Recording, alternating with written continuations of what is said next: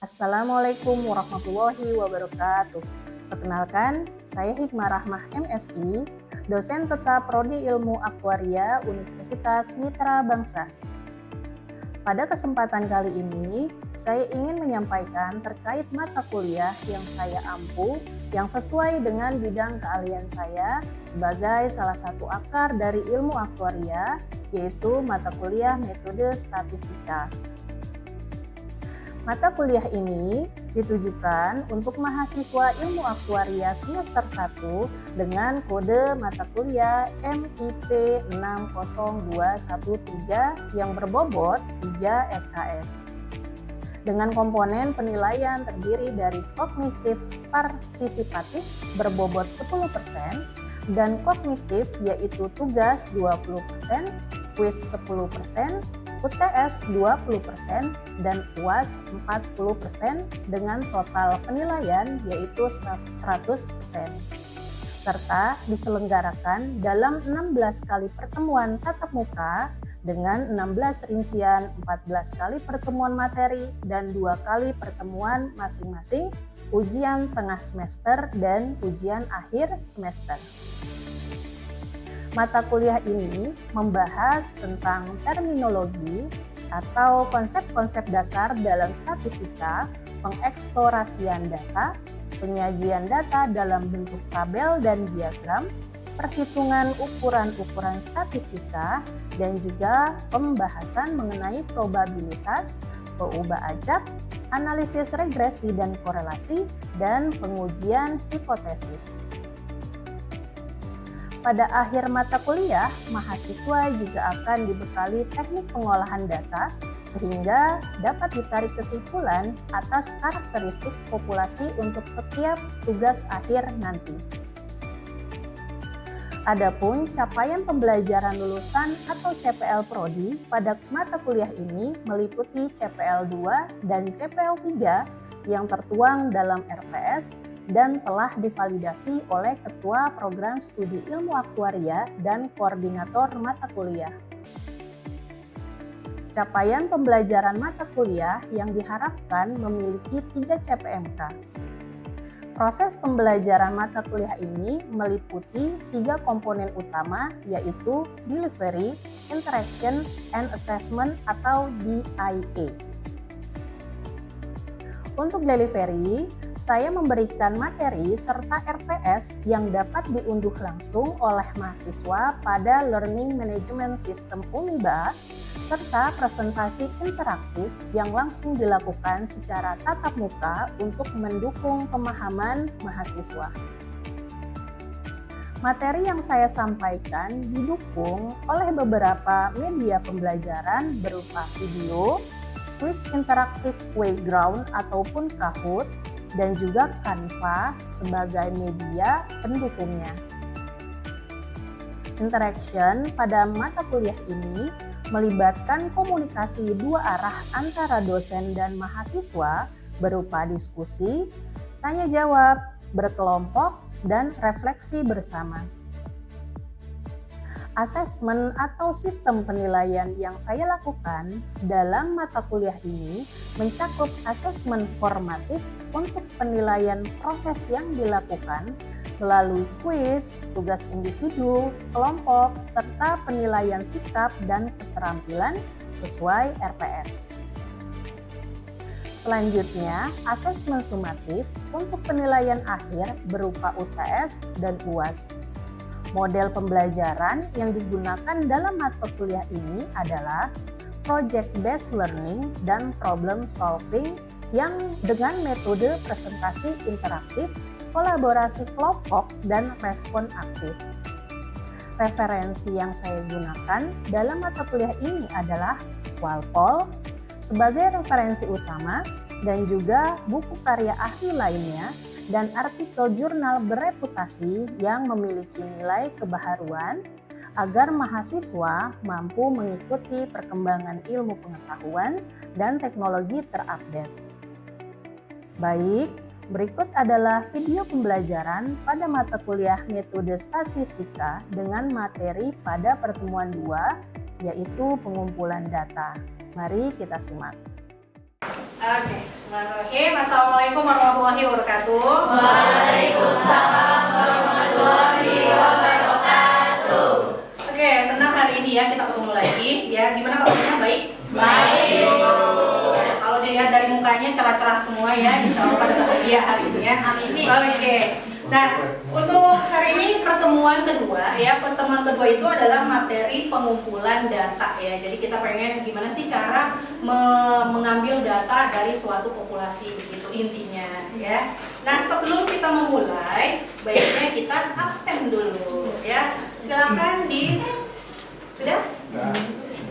Oke, terima kasih ya. Oke, lanjut. Nah, baiknya sebelum memulai juga nih ya, kita harus berdoa ya. Semoga materi kita hari ini bermanfaat ya. Kita berdoa mulai. Oke, selesai. Oke. Nah, supaya teman-teman lebih lebih semangat gitu ya. Nanti kalau misalkan saya bilang statistika itu, kalian langsung bilang gampang dan mengasihkan gitu ya. Oke, coba tes ya. Statistika itu Gampang dan mengasihkan. mantap. Oke, tepuk tangan dong buat kita.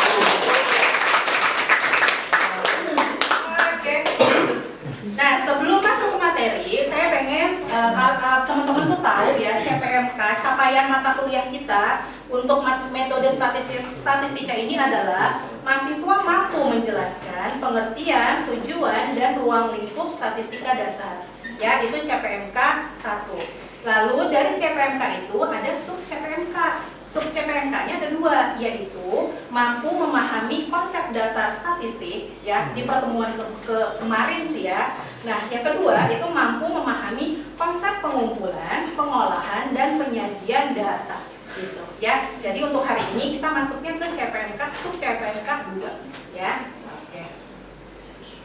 Nah, untuk kita tahu saya belajar ini tujuannya hari ini ya, tujuannya untuk apa sih? Untuk mengidentifikasi jenis dan sumber data, itu yang pertama tujuannya.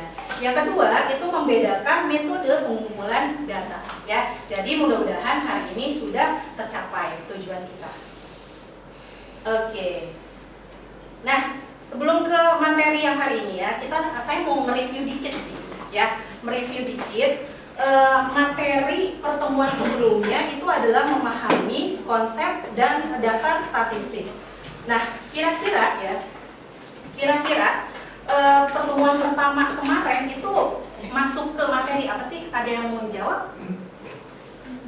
Oke, silakan Mas. Tentang pendahuluan statistika, Bu. Betul, tentang pendahuluan statistika. Berarti nyimak nih Masnya kemarin. Bagus ya. Oke. Nah, terus saya pengen tahu kalau dari pendahuluan statistika kemarin itu ada yang namanya statistika dan statistik, ya. Kira-kira mereka sama atau berbeda? Berbeda. Nah, kalau misalkan mereka berbeda, coba kasih tahu bedanya tuh di mana? Ya, silakan Mbak. Kalau yang saya pahami kemarin, statistika itu ilmu yang pelajari cara mengolah data. Kalau statistik itu hasil pengolahan datanya, Bu. Oke, betul ya. Itu kalau statistika itu adalah ilmunya gitu ya. Tapi kalau statistik itu adalah hasil pengolahan datanya gitu ya. Oke, sip. Nah, karena sudah paham ya materi yang kemarin ya, sekarang kita masuk ke materi yang sekarang ya. Materi yang sekarang, kalau misalkan kalian melihat tendangan sudut berapa, golnya berapa, terus kartu merah, kartu kuningnya berapa, nah itu statistik namanya gitu ya. Lalu untuk yang statistika itu adalah ilmunya yaitu pengetahuan tentang cara-cara pengumpulan, pengelompokan ya, lalu penyajian, analisis, dan penafsiran datanya untuk membantu pengambilan keputusan yang lebih efektif gitu ya. Jadi dari statistik itu berarti siapa yang menang? Misalkan Jepang gitu ya. Oke, semoga paham. Nah, mengulang sedikit jenis-jenis statistika itu ada namanya statistika deskriptif ya. Jadi statistika deskriptif ini adalah teknik statistika yang berhubungan dengan metode pengelompokan, ya, pengelompokan, peringkasan, dan penyajian data. Jadi setelah kita ngumpulin data itu harus disajiin biar orang yang nggak paham jadi paham gitu, ya. Terus teknik-teknik umumnya ya yang digunakan adalah analisis deskriptif yang meliputi rata-rata ya, terus median, modus, dan variasi sama aja ya. Jadi dari data kita harus tahu rata-ratanya ini berapa. Kan biasa ada nilai tuh ya. Dan nilai dari satu kelas kita harus tahu rata-rata kelasnya berapa gitu kan ya biasanya ya. Lalu yang paling banyak nilainya itu nilai berapa, misalkan 90 gitu. Nah, itu adalah modus. Nah, kalau median itu nilai tengahnya berapa ya. Oke.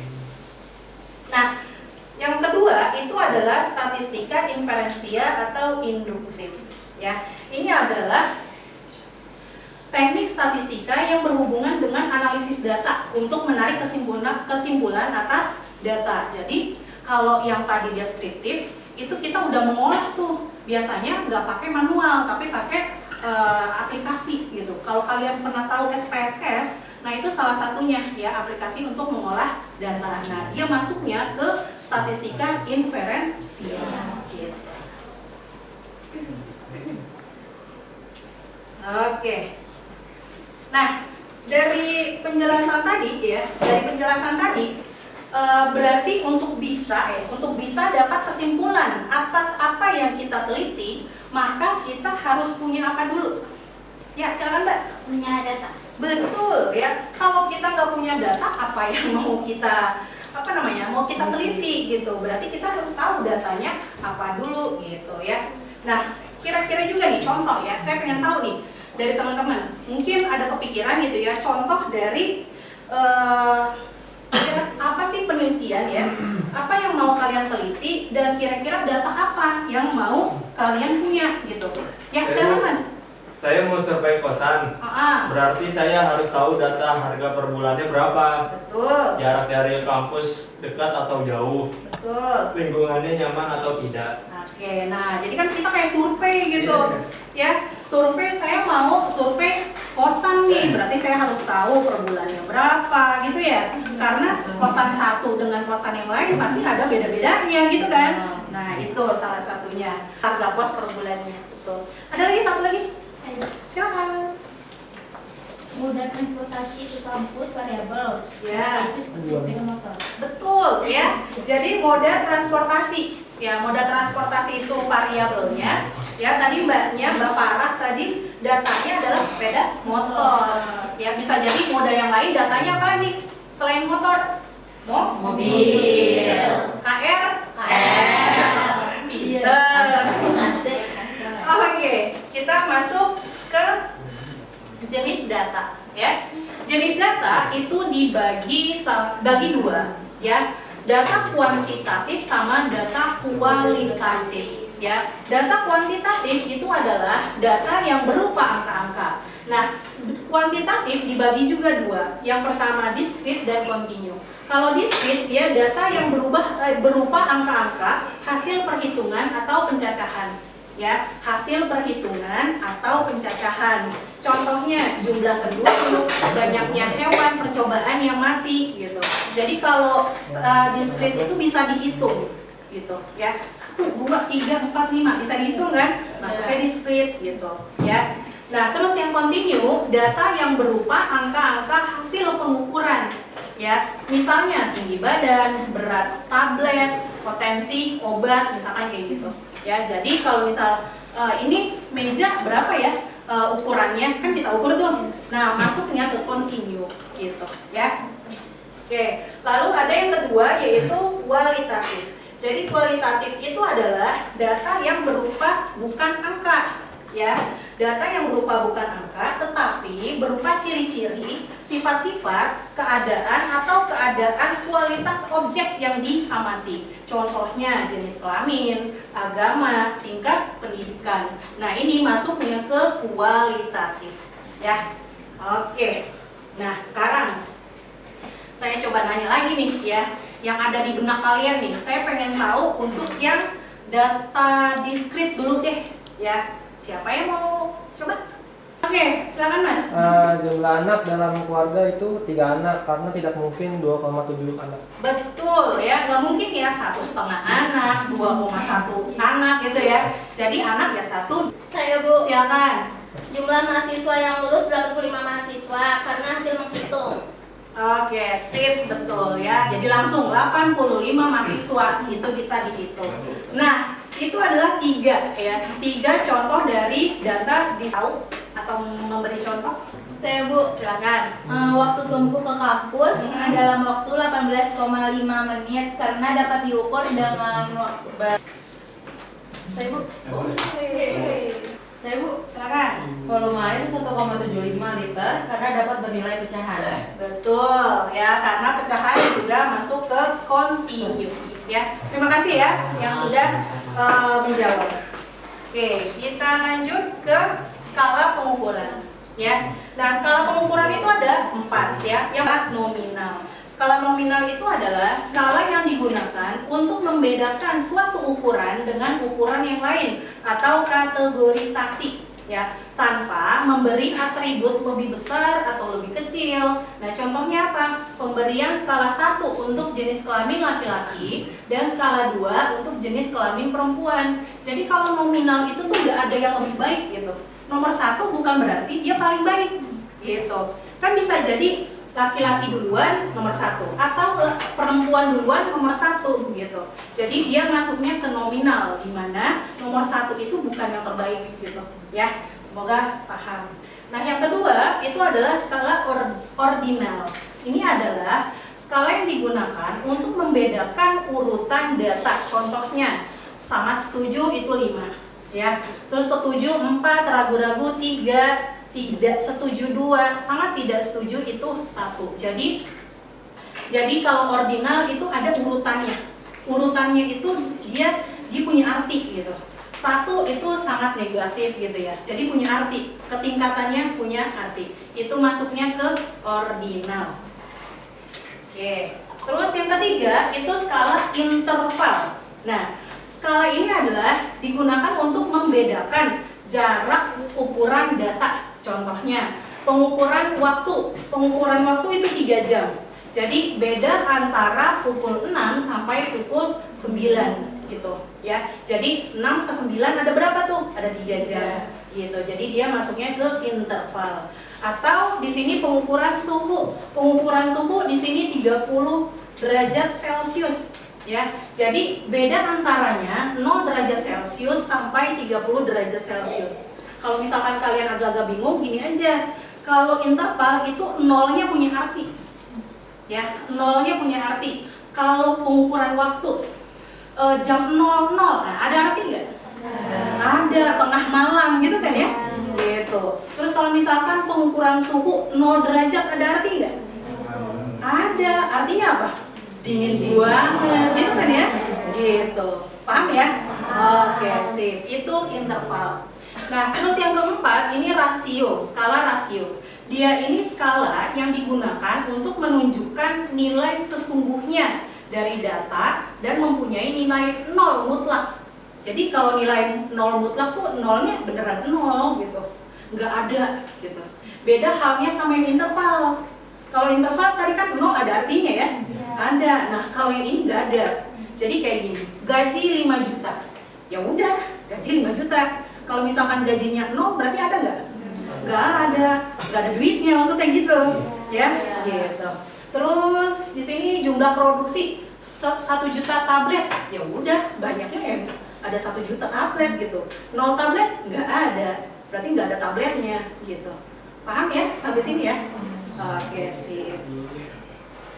Kita tanya-tanya, ya sekitar 30 aja kita ambil sampel gitu, ya, betul ya?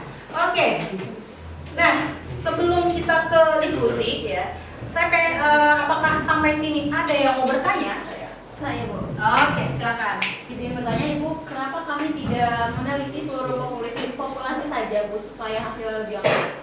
Oke, ini pertanyaannya bagus ya. Kalau pakai logika ya udah semuanya aja gitu kan ya. Nah, tapi itu nggak efisien. inti. Kalau semuanya kita ukur atau kita cari gitu ada 1 juta gitu. Maka dari itu dengan sampel doang ya itu udah merepresentasikan populasi yang ada gitu. Kayak ibu deh, ibu kalian tuh statistikawan tuh ya. Jadi masak nih ibu ya, masak sop 1 panci udah enak belum ya? Gak mungkin kan ibu ngabisin 1 panci semuanya, gak mungkin kan? Paling cuma 1 sendok teh dicoba, udah enak. Nah berarti 1 panci itu udah enak gitu maksudnya.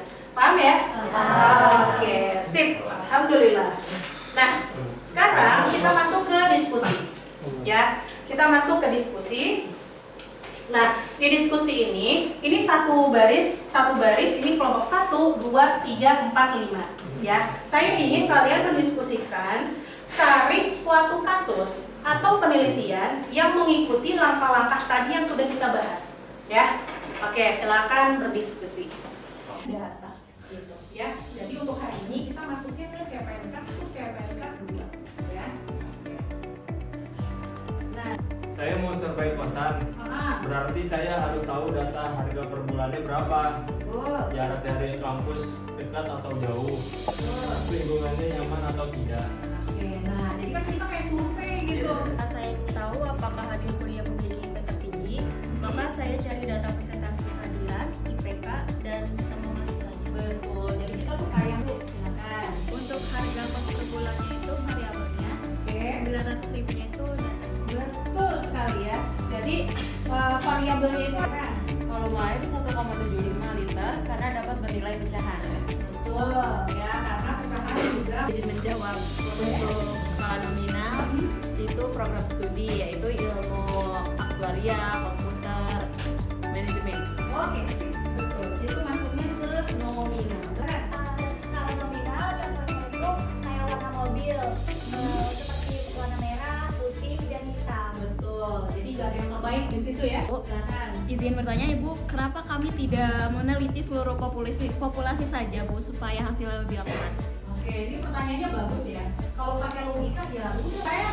Saya pengen tahu nih siapa kira-kira yang mau duluan. Kelompok mana? Nah, kita tadi udah diskusi ya guys. Ya, sudah diskusi. Nah, sebelum kita akhiri kelas kita, saya pengen mengukur nih ya, mengukur pemahaman teman-teman nih. Karena kan kita tadi punya tujuan kan ya, tujuannya ada 2. Nah, apakah tercapai atau tidak? Nah, saya pengen kalian itu membuka ini quizzes ya, atau sekarang namanya Wayground ya. Tolong untuk masuk ke sini ya, nih. Lalu masukkan kode permainannya ini. Ya, silakan dikerjakan.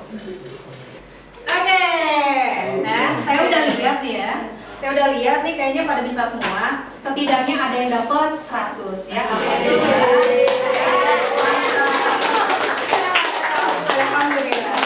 Oke, sebelum kita akhiri saya pengen mengingatkan kembali ya tujuan kita ya.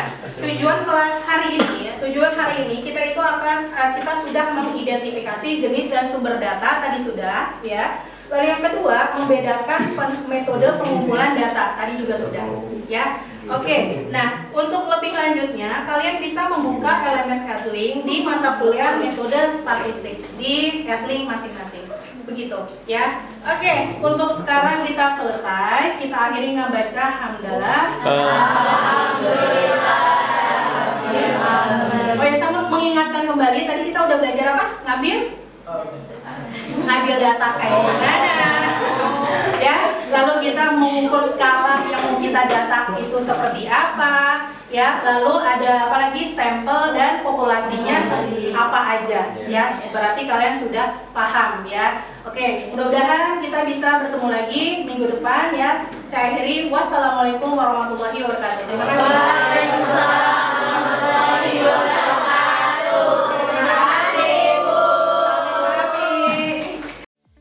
Sekian video rekaman proses pembelajaran untuk mata kuliah metode statistika pada program studi ilmu aktuaria Universitas Mitra Bangsa. Video ini digunakan untuk sebagai salah satu syarat penyusunan dokumen pernyataan diri dosen dalam unjuk kerja Tridharma Perguruan Tinggi atau PDD UKT PT. Semoga dengan adanya video ini bisa menjadi pertimbangan yang baik dalam proses penilaian sertifikasi dosen gelombang 1 pada tahun 2026. Akhir kata saya ucapkan terima kasih. Wassalamualaikum warahmatullahi wabarakatuh.